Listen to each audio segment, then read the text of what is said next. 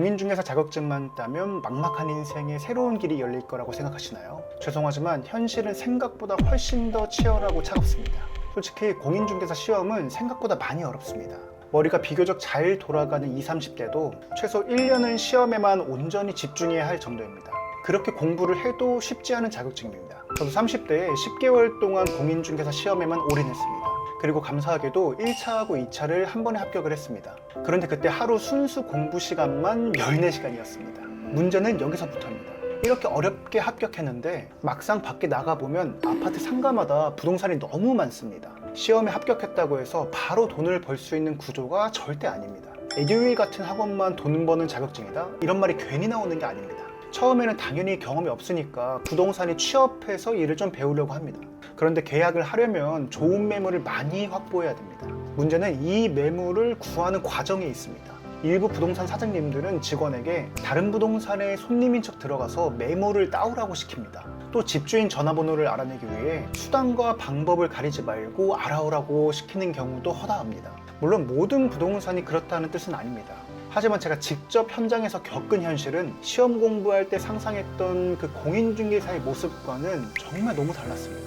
오늘 이 영상 끝까지 보시면 제가 3년 동안 공인중개사로 일하면서 직접 겪었던 업계 현실에 대해서 알 수 있을 겁니다. 그리고 제가 왜 미련 없이 이 일을 그만두게 되었는지도 함께 말씀드리겠습니다. 지금 공인중개사를 준비하고 있거나 부동산 창업을 고민하고 있다면 이 영상이 분명히 도움이 될 겁니다. 제가 부동산 일을 하면서 가장 크게 느낀 건 공인중개사는 자격증을 따는 것보다 합격한 뒤에 돈을 버는 게 더 어렵습니다. 저도 처음에는 당연히 기대가 있었죠. 남들보다 늦게 일을 시작했다고 생각해서 좀 빨리 따라잡고 싶더라고요. 그리고 이왕 부동산에서 일을 할 거면 한 건 한 건 금액이 큰 빌딩 중개를 해보고 싶었습니다. 우리나라에서 가장 비싸고 좋은 땅은 강남이니까 강남에 있는 빌딩 중개법인에 취업해서 일을 시작했습니다. 그런데 막상 들어가 보니 제가 생각했던 공인중개사의 모습과 실제 현장은 너무 다르더라고요. 강남에 있는 중개법인들은 보통 팀장들이 각자 팀을 꾸리는 구조였습니다. 팀장이 팀원을 뽑고 기본급을 주고 계약이 되면 수수료를 나누죠. 제가 일했던 곳은 팀장이 한 달에 80만 원의 기본급을 줬습니다. 그리고 계약이 되면 회사와 먼저 수수료를 나눴습니다. 중개사 쪽이 7, 회사 쪽이 3을 가져가는 구조였습니다. 하지만 중개사 몫인 7을 제가 다 가져가는 게 아니더라고요.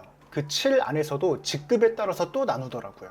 대리는 10%, 과장은 20%, 차장은 30%를 받는 구조였습니다. 이 일은 당연히 제가 대부분 했습니다. 현장에서 매물을 찾고 연락하고 미팅하고 손님을 응대하면서 현장을 열심히 다녔습니다. 팀장은 마지막에 검토하고 정리하는 역할에 가까웠습니다. 그런데 중개 수수료의 대부분은 팀장이 가져가더라고요. 그래서 팀장이 되기 전까지는 수수료가 거의 없는 구조라고 느껴졌습니다. 반대로 팀장이 되면 얘기가 좀 많이 달라집니다. 팀원을 많이 두고 그 팀원들이 계약을 하면 그 수수료의 상당 부분을 팀장이 가져갑니다. 그래서 저는 이 구조가 어느 정도 다단계하고 좀 비슷하다고 많이 느꼈어요. 그리고 팀장들은 신입 중개사들한테 계속해서 희망을 줍니다. 너희도 팀장이 되면 억대 연봉도 쉬워. 지금만 버티면 돼. 빌딩 한 건만 계약하면 1년 농사 다 지은 거야. 그런데 현실은 팀장이 된다고 해서 모두 안정적으로 돈을 버는 것도 아니었습니다. 제가 봤던 팀장들 중에서도 생계를 유지하기 위해 다른 일을 같이 하는 사람들이 많았습니다. 카페를 하거나 식당을 하거나 호프집을 같이 운영하는 분들도 많았습니다. 겉으로는 강남에서 일하는 중개법인 팀장이라고 하면 매일 정장에 넥타이까지 하고 깔끔하게 입고 다니니까 되게 멋있어 보이더라고요. 하지만 실제로는 팀장들도 계약이 꾸준히 나오지 않으면 다른 수입원이 필요합니다. 그때 저는 확실히 이런 걸 좀 느꼈어요. 이 일은 팀장이 되어서도 무조건 안정적인 건 아니구나. 하지만 실제로 잘 나가는 팀장님들은 1년에 몇 억씩 버니까 나도 그렇게 될 수 있겠다 이런 희망이 막 생기더라고요. 그러면서 이악 물고 버텼죠. 그렇게 버티면서 중개사로 일한 지 8개월째에 제가 첫 번째 계약을 했습니다. 매매가 23억짜리 빌딩이었고요. 그때 매도인, 매수인 각각의 중개 수수료가 1,600만 원씩이었습니다. 저는 매도 담당 중개사였기 때문에 제 몫으로 된 중개 수수료는 1,600만 원 정도였죠. 그런데 먼저 회사랑 7대 3으로 나누고 그 7회에서 저한테 주어진 게 약 10%였으니까 결국 제 손에 남는 건 100만 원 뿐이더라고요. 그때 진짜 많은 생각이 들었습니다. 내가 이 계약을 위해서 몇 달 동안 그렇게 밖에서 막 땀 흘리면서 열심히 뛰었는데 결국 내 손에 남는 거는 100만 원이 전부구나.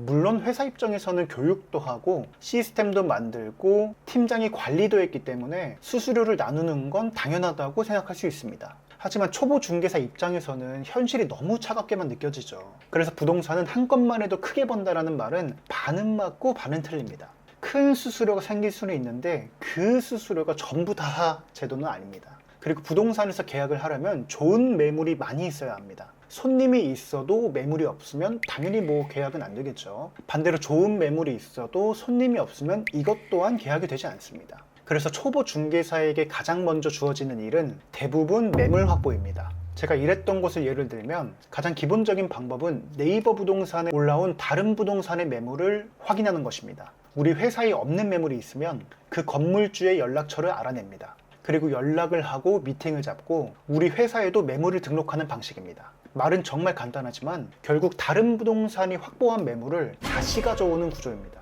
또 다른 방법도 있었습니다. 다른 부동산에 실제 손님인 척 들어가서 좋은 매물을 알아오는 방식입니다. 업계에서는 이런 걸 흔히 부동산 작업이라고 말합니다. 그런데 매물을 알아왔다고 해서 끝이 아니죠. 그 매물을 우리 회사에서 직접 관리하려면 건물주 번호를 알아내야 됩니다. 이때 현장에서는 건물주 번호를 알아내기 위해 여러 가지 방법을 씁니다. 공공기관이나 다른 업체처럼 말하면서 번호를 알아내는 방식도 있었습니다. 팀마다 이런 여러 가지 방식이 매뉴얼처럼 공유되기도 했습니다.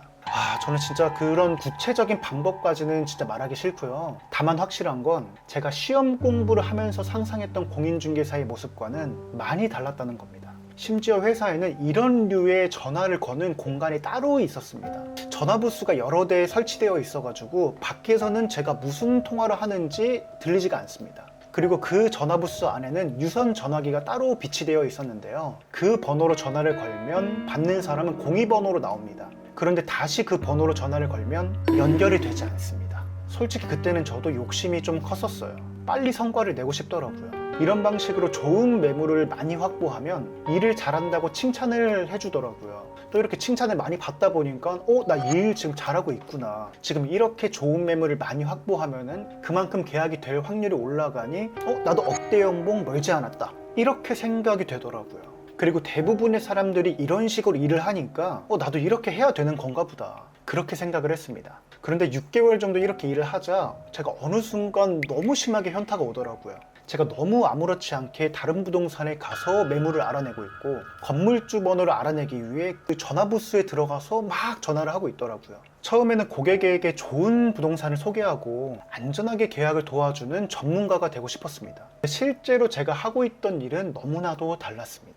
좋은 서비스를 고민하기 전에 어떻게든 매물을 따오고 어떻게든 연락처를 알아오고 어떻게든 계약으로 연결시키는 그런 식으로 일을 하고 있었습니다. 물론 모든 부동산이 그렇다는 건 절대 아닙니다. 정직하게 매물을 확보하고 고객에게 신뢰를 쌓고 계약도 많이 하는 중개사 분들이 물론 있습니다. 저도 현장에서 그런 분들을 보긴 봤어요. 하지만 솔직하게 그 방식으로 해가지고 큰 성공을 거둔 중개사 정말 손에 꼽습니다. 그리고 부동산 중개업의 가장 큰 현실 중 하나는 수입이 불안정하다는 것입니다. 공인중개사는 계약을 해야 그 계약에 따른 중개 수수료로 돈을 법니다. 계약이 없으면 당연히 수입도 없는 거겠죠. 그런데 생활비는 계속 나갑니다. 사무실을 직접 차렸다면 월세, 관리비, 광고비까지 계속 나가는 고정비가 한두 개가 아닙니다. 그렇다고 취업을 했다고 해서 마음이 편한 것도 아닙니다. 보통 부동산 기본급은 50만 원부터 시작하는 경우가 많습니다. 반대로 기본급이 아예 없는 경우도 있습니다.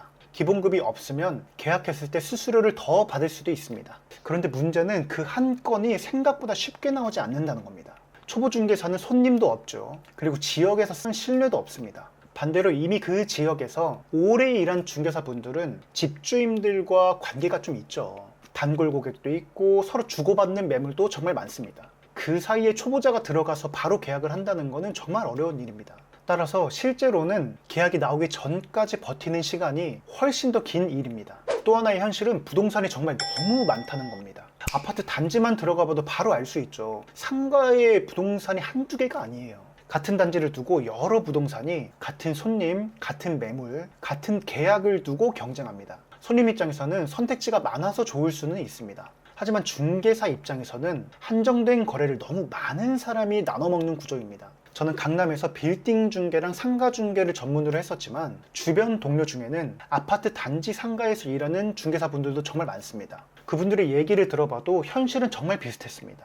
부동산 시장이 좋을 때는 그래도 그나마 버틸 수 있습니다. 매매도 있고 전세도 있고 월세도 있으니까요. 그런데 지금처럼 규제가 너무 심해서 매물이 아예 없으면 상황이 완전히 달라집니다.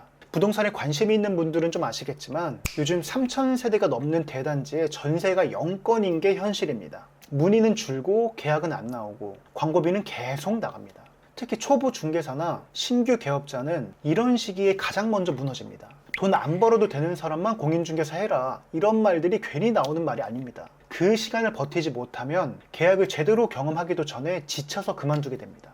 제가 현장에서 느낀 또 하나의 변화는 손님들이 움직이는 방식이 완전히 바뀌었다는 겁니다. 예전에는 손님이 동네를 걷다가 부동산 사무실에 들어왔습니다. 간판이 좋은 자리에 있고 1층에 사무실이 있고 오래 버티면 어느 정도 손님이 들어왔습니다. 하지만 지금은 정말 달라졌습니다. 손님들은 부동산에 오기 전에 미리 검색을 합니다. 네이버 부동산에서 매물을 찾고 블로그에서 지역 정보를 찾습니다. 그리고 유튜브에서 부동산 전망도 보죠. 인스타그램이나 스레드에서도 사람의 생각과 전문성을 확인합니다. 이제 고객은 사무실로 들어오기 전에 이미 온라인에서 어느 정도 판단을 끝냅니다. 그래서 앞으로는 실력뿐만 아니라 온라인 브랜딩도 정말 필수입니다. 검색했을 때 아무것도 나오지 않는 중개사와 꾸준히 지역 정보와 경험을 쌓은 중개사는 출발점이 아예 다릅니다. 이제는 진짜 자격증만으로 신뢰를 얻는 시대가 아닌 것 같아요. 고객이 나를 검색했을 때 믿을 만한 이유가 나와야 됩니다. 앞으로 살아남는 중개사는 단순히 매물만 보여주는 중개사는 절대 아닐 겁니다. 지역 분석을 할 줄 알고 고객의 상황을 이해하고 세금이나 대출 같은 현실적인 문제까지 같이 고민해 줄 수 있는 사람, 그리고 그 전문성을 온라인에서도 꾸준히 보여줄 수 있는 그런 사람이 살아남을 가능성이 높습니다. 제가 공인중개사를 그만둔 이유가 단순히 돈이 안 돼서만은 아니었습니다. 물론 수입이 불안정했던 것도 정말 큰 이유였죠. 하지만 더 큰 이유는 제가 생각했던 방향과 실제 현장이 너무너무 달랐어요. 손님에게 좋은 서비스를 제공하기 전에 매물을 어떻게든 확보해야 됐고, 손님을 어떻게든 붙잡아야 됐고, 계약을 어떻게든 만들어야 됐습니다. 물론 그게 영업의 현실이라고 말할 수도 있죠. 하지만 그 과정에서 정말 많이 고민했습니다. 내가 이 일을 오래 할 수 있을까? 그렇다고 바로 그만둔 것은 아닙니다. 저도 생활비가 필요했고 당장 수입이 끊기면은 아예 버틸 수가 없었습니다. 그래서 중개사 일을 하면서 온라인 부업을 계속해서 시도했습니다. 처음부터 잘 된 건 당연히 아니었고 실패도 정말 셀 수 없이 많이 했습니다. 하지만 계속 시도하다 보니 어느 순간 부업 수익이 중개사 수익의 2배가 넘더라고요. 그리고 그 상태가 6개월 이상 이어졌습니다. 그 정도 되니까 이렇게 생각이 들더라고요. 이제는 미련 없이 그만둬도 되겠다. 저는 이렇게 한 게 가장 잘한 선택이라고 생각합니다. 감정적으로 힘들다고만 해서 바로 그만둔 게 아니라 본업을 유지하면서 부업으로 지속 가능한 성과를 만들었습니다. 그리고 그 성과가 우연이 아니라는 걸 6개월 이상 확인한 뒤에 그만뒀습니다. 그래서 저는 공인중개사를 그만둔 것보다 그만두기 전에 다른 수입을 만들고 검증한 것이 훨씬 중요했다고 생각합니다. 마지막으로 이 말씀 하나는 꼭 드리고 싶습니다. 공인중개사 자격증 하나만 믿고 뛰어드는 거는 정말 위험합니다. 따두면 언젠가는 써먹겠지, 1년에 계약 몇 건만 해도 크게 벌겠지, 이런 기대만 가지고 들어와서는 현실에서 정말 크게 흔들릴 수가 있습니다. 물론 공인중개사 자격증 자체가 나쁘다는 거는 아닙니다. 공부를 하면서 부동산 관련된 법과 계약 구조를 배우는 거는 인생에서 도움이 많이 됩니다. 하지만 자격증을 따는 것과 그 자격증으로 돈을 버는 것은 완전히 다른 얘기입니다. 공인중개사 시험에 합격했다고 손님이 바로 생기나요? 좋은 매물이 생기는 것도 아니죠. 계약이 저절로 되는 것은 더더욱 아닙니다. 저는 이 영상을 통해서 공인중개사 자체를 욕하려고 하는 게 절대 아닙니다. 현장에서 정직하고 성실하게 일하는 제 동료 중개사분들도 아직도 너무 많습니다. 하지만 확실한 거는 자격증 하나만 땄다고 해서 그 자격증이 제 인생을 완전히 바꿔주지는 않더라고요. 그리고 힘들다는 이유만으로 바로 도망치듯 그만두는 것도 좋은 선택은 아니라고 생각합니다. 그래서 저는 부동산 일을 하면서 동시에 부업으로 다른 수익을 만들었고, 그 수익이 잠깐의 운이 아니었다는 것을 검증한 뒤에 그 다음에야 부동산 중개업을 완전히 내려놨습니다. 그러니까 제가 드리고 싶은 말씀은 공인중개사의 환상이 아니라 현실을 보고 본인에게 맞는 버틸 수 있는 구조를 만드는 것이 정말 중요하다는 것입니다. 지금까지 제가 3년 동안 현장에서 직접 겪었던 공인중개사의 현실을 솔직하게 말씀드렸습니다. 앞으로도 직접 경험한 현실적이고 도움이 되는 이야기를 전해드리도록 하겠습니다. 이번 영상도 도움이 되셨다면 구독과 좋아요 부탁드리겠습니다. 감사합니다.